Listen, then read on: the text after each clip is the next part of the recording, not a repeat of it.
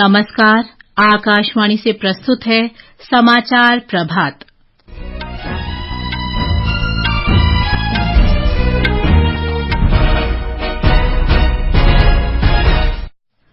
संसद का बजट सत्र आज दोनों सदनों की संयुक्त बैठक में राष्ट्रपति द्रौपदी मुर्मू के अभिभाषण के साथ शुरू होगा। प्रवर्तन निदेशालय सेना के जमीन घोटाले में आज झारखंड के मुख्यमंत्री हेमंत सोरेन से रांची में पूछताछ करेगा। केरल के अल्पुझा में भाजपा नेता की हत्या मामले में पीएफआई और एसडीपीआई के 15 सदस्यों को मौत की सजा सुनाई गई। अंतर्राष्ट्रीय मुद्रा कोष ने चालू वित्त वर्ष के लिए भारत की सकल घरेलू उत्पाद वृद्धि दर बढ़ाकर 6.7% की। भारतीय नौसेना ने अदन की खाड़ी में सोमालिया के समुद्री लुटेरों से 19 पाकिस्तानी नागरिकों को बचाया। और खेलो इंडिया युवा खेलों का आज शाम चेन्नई में समापन होगा। समाचार प्रभात के साथ मैं प्रियंका अरोड़ा।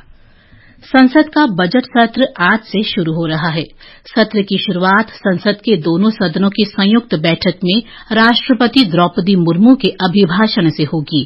वित्त मंत्री निर्मला सीतारामन कल अंतरिम बजट पेश करेंगी। ये सत्र अगले महीने की 9 तारीख तक चलेगा। इस बीच सत्र से पहले सरकार ने दोनों सदनों के सुचारू संचालन के लिए कल सर्वदलीय बैठक बुलाई गई।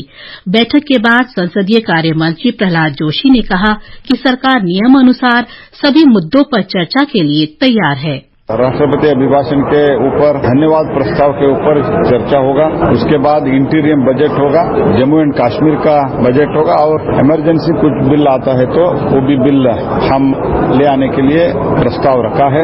और जो चर्चा स्पीकर और चेयरमैन अनुमति देगा प्रोसीजर के आधार पर, रूल्स के आधार पर, सभी मुद्दे पर चर्चा के लिए सरकार तैयार है। लेकिन सुचारू रूप से सदन चलना है। हमने ये भी निवेदन किया है कि कृपया जो प्लेकार्ड लेके, तख्तियां लेके अंदर नहीं आना चाहिए। बैठक के बाद मीडिया से बातचीत में कांग्रेस नेता प्रमोद तिवारी ने कहा कि कांग्रेस और कई विपक्षी दल देश में बेरोजगारी, महंगाई और बढ़ते कर्ज का मुद्दा उठाएंगे। एक रिपोर्ट। बजट सत्र से पहले सरकार द्वारा बुलाई गई सर्वदलीय बैठक में विपक्ष के कई नेता शामिल हुए। बैठक के दौरान केंद्र ने विभिन्न राजनीतिक दलों के नेताओं को आश्वासन दिया कि सरकार हर मुद्दे पर चर्चा के लिए तैयार है। चूंकि यह संसद का छोटा सत्र है, इसलिए राष्ट्रपति के अभिभाषण के साथ साथ अंतरिम केंद्रीय बजट की प्रस्तुति पर भी ध्यान केंद्रित होगा। वित्त मंत्री निर्मला सीतारमण 1 फरवरी को अपना छठा बजट प्रस्तुत करेंगी। पहले 2 दिनों के बाद संसद के दोनों सदनों में राष्ट्रपति के अभिभाषण के धन्यवाद प्रस्ताव पर चर्चा शुरू होगी, जिसके बाद अंतरिम बजट पर विचार विमर्श होगा। आनंद कुमार, आकाशवाणी समाचार, दिल्ली। प्रवर्तन निदेशालय के अधिकारी सेना के कथित जमीन घोटाले में झारखंड के मुख्यमंत्री हेमंत सोरेन से आज रांची में पूछताछ करेंगे। कल श्री सोरेन ने अपने सत्तारूढ़ गठबंधन के विधायकों के साथ बैठक की और मौजूदा घटनाक्रम पर चर्चा की। सोमवार को निदेशालय के अधिकारी श्री सोरेन से पूछताछ के लिए उनके घर गए थे। उन्हें श्री सोरेन तो नहीं मिले, लेकिन उनके घर से 2 कार और 36 लाख रुपए नकद बरामद किए गए। इसके बाद भारतीय जनता पार्टी के सांसद निशिकांत दुबे ने आरोप लगाया था कि झारखंड के मुख्यमंत्री फरार हो गए हैं और उनकी पत्नी को राज्य का मुख्यमंत्री बनाने का प्रस्ताव है। प्रवर्तन निदेशालय ने बिहार में नौकरी के बदले जमीन घोटाले में राज्य के पूर्व उप मुख्यमंत्री और राष्ट्रीय जनता दल नेता तेजस्वी प्रसाद यादव से कल 8 घंटे तक पूछताछ की। पूछताछ पटना स्थित निदेशालय के क्षेत्रीय कार्यालय में हुई। सूत्रों के अनुसार निदेशालय के अधिकारियों की 12 सदस्यीय टीम ने इस मामले में और सबूत जुटाने के लिए तेजस्वी यादव से पूछताछ की। केरल में स्थानीय भाजपा नेता रंजीत श्रीनिवासन की हत्या मामले में प्रतिबंधित popular front of India PFI और इसकी राजनीतिक शाखा social democratic party of India SDPI के 15 सदस्यों को कल मौत की सजा सुनाई गई। 19 दिसंबर 2021 को भारतीय जनता पार्टी ओबीसी मोर्चा के राज्य सचिव रंजीत श्रीनिवासन की अल्पुझा शहर के वेला किनार स्थित उनके घर पर उनकी पत्नी, मां और बेटी के सामने धारदार हथियारों से बेरहमी से हत्या कर दी गई थी। केंद्रीय गृह और सहकारिता मंत्री अमित शाह ने कल नई दिल्ली में सभी राज्यों और केंद्र शासित प्रदेशों के कृषि और ग्रामीण विकास बैंकों तथा सहकारी समितियों के रजिस्ट्रार की कम्प्यूटरीकरण परियोजना का शुभारंभ किया। इस अवसर पर श्री शाह ने बताया कि सहकारिता मंत्रालय की इस पहल से कृषि और ग्रामीण विकास बैंकों में परिचालन दक्षता, जवाबदेही और पारदर्शिता बढ़ेगी। डिजिटल इंडिया के तहत हम देश के कोने कोने तक पहुंच रहे हैं। मिलने वाली सारी सुविधाएं, सारी सरकारी योजनाएं, क्रेडिट, नॉलेज और अब सहकारिता भी डिजिटल माध्यम से गांव तक पहुंचने की शुरुआत हो चुकी है। सारे आरसीएस का और सारी ग्रामीण बैंकों का, खेती बैंकों का कंप्यूटराइजेशन होने से टैक्स से लेकर हर प्रकार की टैक्स, प्राइमरी डेयरी, खेती बैंक और पूरी कोऑपरेटिव व्यवस्था through district cooperative bank to state cooperative bank, NABARD तक कंप्यूटराइज होकर पूरे प्रकार से आधुनिक करने का काम नरेंद्र मोदी जी ने किया है। अंतर्राष्ट्रीय मुद्रा कोष ने चालू वित्त वर्ष में भारत की विकास दर का अनुमान बढ़ाकर 6.7% कर दिया है। ये उसके पिछले पूर्वानुमान 6.3% से 40 आधार अंक अधिक है। मुद्रा कोष ने कहा है कि भारत की मध्यम अवधि की सकल घरेलू उत्पाद वृद्धि दर 6.5% रहेगी। भारतीय नौसेना के युद्धपोत आईएनएस सुमित्रा ने अरब सागर में सशस्त्र सोमाली समुद्री डाकुओं से चालक दल के 19 सदस्यों और एक जहाज को बचाने के लिए दूसरा सफल अभियान चलाया। भारतीय नौसेना के अनुसार आईएनएस सुमित्रा ने सोमालिया के पूर्वी तट पर मछली पकड़ने वाले जहाज अल नईमी पर समुद्री डकैती के प्रयास को विफल कर दिया। नौसेना ने मछली पकड़ने वाले जहाज और 19 पाकिस्तानी नागरिकों को 11 सोमाली समुद्री डाकुओं से बचाया है।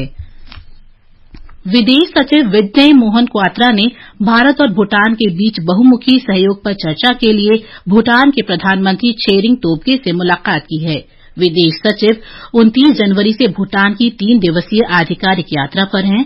यात्रा के दौरान श्री क्वात्रा ने अंतरिक्ष, ऊर्जा, व्यापार, प्रौद्योगिकी, आर्थिक संबंधों और लोगों के बीच संपर्क तथा भारत और भूटान के बीच आपसी सहयोग के व्यापक मुद्दों पर भूटान के विदेश सचिव के साथ द्विपक्षीय बातचीत की। नागरिक उड्डयन मंत्रालय कल से उत्तर प्रदेश में अयोध्या के लिए 8 नई उड़ान सेवाएं शुरू करेगा। इससे तीर्थ यात्रियों को काफी सुविधा होगी। नई उड़ान सेवाएं अयोध्या को दिल्ली, चेन्नई, अहमदाबाद, जयपुर, पटना, दरभंगा, मुंबई और बेंगलुरु से जोड़ेंगी। खेलो इंडिया युवा खेलों का 6वां संस्करण आज शाम चेन्नई में समाप्त हो जाएगा। केंद्रीय युवा कार्य और खेल मंत्री अनुराग सिंह ठाकुर समापन समारोह में भाग लेंगे। खेलों का आरंभ 19 जनवरी को हुआ था। महाराष्ट्र 53 स्वर्ण, 46 रजत और 51 कांस्य पदकों सहित कुल 150 पदकों के साथ शीर्ष पर है। FIH हॉकी 5S पुरुष विश्व कप में भारत ने कल मस्कत में 5 से 8वें स्थान के मैच में केन्या को 9-4 से हरा दिया। भारत की ओर से उत्तम सिंह ने हैट्रिक लगाई। भारत 5वें और 6वें स्थान के लिए आज मिस्र से मुकाबला करेगा। मौसम विभाग ने आगामी कुछ दिनों में पश्चिमी हिमालय क्षेत्र में व्यापक वर्षा और बर्फबारी का अनुमान व्यक्त किया है। विभाग ने कहा है कि ये स्थिति आज जम्मू कश्मीर, लद्दाख, हिमाचल प्रदेश और उत्तराखंड के कुछ हिस्सों में मौजूद रहेगी और अगले 5 दिनों तक जारी रहेगी।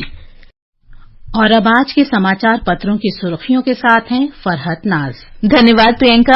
संसद का बजट सत्र आज से शुरू होने की खबर जनसत्ता सहित सभी अखबारों में है।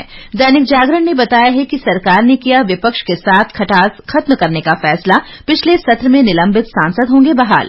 हिन्दुस्तान के आर्थिक पन्ने की खबर है, अंतरिम बजट से पहले आर्थिक मोर्चे पर देश की साख बढ़ी। अंतर्राष्ट्रीय मुद्रा कोष ने भारत की वृद्धि दर अनुमान बढ़ाकर 6.7% किया। अमरीका और चीन से कहीं आगे रहेगा भारत।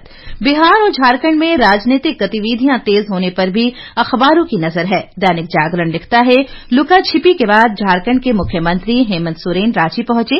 जमीन घोटाले में प्रवर्तन निदेशालय आज करेगा पूछताछ।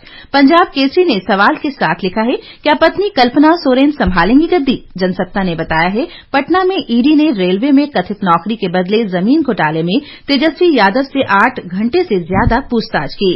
राजस्थान हिंदुस्तान पत्रिका ने लिखा है, देश में पहली बार ट्रांसप्लांट किया गया सेरेमिक का घुटना, कम घिसाव होने से इसकी उम्र भी ज्यादा होगी। दैनिक भास्कर ने बताया है, केंद्र सरकार ने मेडिकल के स्नातकोत्तर पाठ्यक्रमों में प्रवेश की परीक्षा नीट पीजी की फीस ₹750 घटाई। अमर उजाला की खबर है, यमुना विकास प्राधिकरण सेक्टर 21 में फिल्म सिटी का निर्माण फिल्मकार बोनी कपूर की कंपनी और एक रियल एस्टेट कंपनी मिलकर करेंगी। जनसत्ता की सुर्खी है, दिल्ली में साल 2012 के बाद इस साल की जनवरी रही सबसे ठंडी। और अंत में मुख्य समाचार एक बार फिर। संसद का बजट सत्र आज दोनों सदनों की संयुक्त बैठक में राष्ट्रपति द्रौपदी मुर्मू के अभिभाषण के साथ शुरू होगा। प्रवर्तन निदेशालय सेना के जमीन घोटाले में आज झारखंड के मुख्यमंत्री हेमंत सोरेन से रांची में पूछताछ करेगा। केरल के अलपुझा में भाजपा नेता की हत्या मामले में पीएफआई और एसडीपीआई के 15 सदस्यों को मौत की सजा सुनाई गई। अंतर्राष्ट्रीय मुद्रा कोष ने चालू वित्त वर्ष के लिए भारत की सकल घरेलू उत्पाद वृद्धि दर बढ़ाकर 6.7% की। भारतीय नौसेना ने अदन की खाड़ी में सोमालिया के समुद्री लुटेरों से 19 पाकिस्तानी नागरिकों को बचाया। और खेलो इंडिया युवा खेलों का आज शाम चेन्नई में समापन होगा। इसके साथ ही समाचार प्रभात का ये अंक समाप्त हुआ। नमस्कार।